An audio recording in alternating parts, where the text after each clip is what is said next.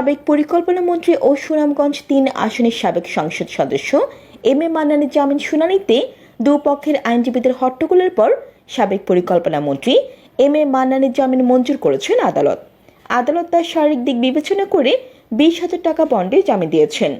বুধবার ৯ অক্টোবর দুপুরে সুনামগঞ্জের সিনিয়র জেলা ও দায়রা জজ মাহমুদ হেমায়েতুদ্দিনের আদালত ওই জামিন মঞ্জুর করেন। এর আগে মান্নানের জামিন শুনানিতে দুপক্ষের আইনজীবীদের হট্টগোলের ঘটনার পরে বিব্রতকর অবস্থায় এজলাস ছাড়েন বিচারক। পরে দুপুর ২:৩০টায় শুনানির সময় নির্ধারণ করা হয়।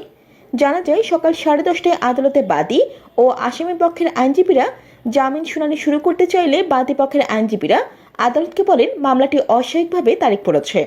মঙ্গলবার ৮ অক্টোবর মিস কেস করে আজ তারিখ পড়েছে। এটি অস্বাভাবিক ঘটনা।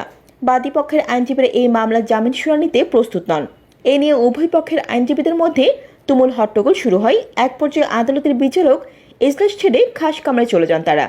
পরে আদালত বিকাল ২:৩০টায় মামলার জামিন শুনানির সময় নির্ধারণ করে দেন। এরপর এ মামলার রায় হয়।